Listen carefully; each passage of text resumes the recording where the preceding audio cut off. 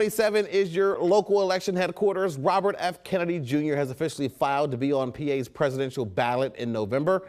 What does that do to the big presidential race? Seth Kaplan is here with that story. Good afternoon to you, Seth. Good afternoon, James. Yeah, if there's anything we've learned about these tight presidential elections is that we won't truly know the answer, of course, until after the election. But we do have a lot of history of third-party candidates, plus a very current poll, which can help us understand what might happen. As you said, James, independent candidate Robert F. Kennedy Jr. filed paperwork yesterday to get onto Pennsylvania's ballot in November. He does need 5,000 petition signatures, but his campaign told ABC 27 News earlier this week he's on track to have triple that amount.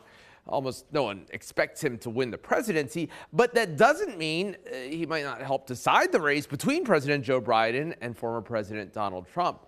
So who might he help? Who might he hurt? Well, you might remember Dennis Owens showed us these numbers at this time yesterday. A poll from Emerson College and ABC 27's parent company Nexstar showing Donald Trump leading Joe Biden by 2.1%, just within the poll's margin of error of 3%. Well, it just so happens in advance of RFK Jr.'s announcement later yesterday, the same pollsters also asked likely voters who they would vote for if RFK and other third-party candidates are on the ballot. Sure enough, almost 5% of voters said they would choose Kennedy. Almost 1% said they would choose Green Party candidate Jill Stein. What would that do to Trump and Biden? Well, remember, in a two-way race, I said Trump had a 2.1% advantage, including the other candidates. Trump's advantage grows to 2.6%.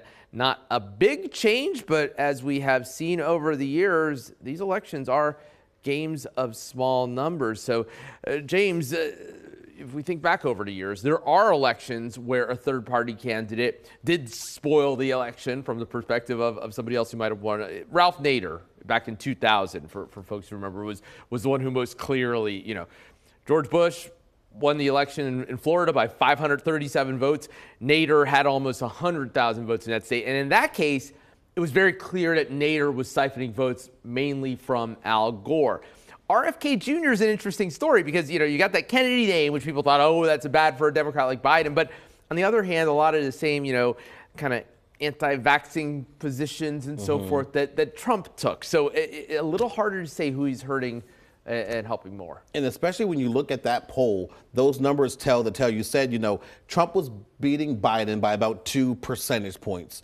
When you looked at that poll, you saw that Kennedy had 5. So those numbers, if they're being siphoned off, if they had to go somewhere, that could flip the lead. It could. And I will tell you one other thing when you look back at the history is when you look at polls about this time of year, voters will tell you they're going to vote for one of the third-party candidates, but then those actual votes for third-party candidates tend to shrink on Election Day. There are people who walk into the voting booth on Election Day and say, I'd rather cast my vote for one of the two people who are more likely to win. So again, I talked about Nader, Jill Stein and Gary Johnson in 2016.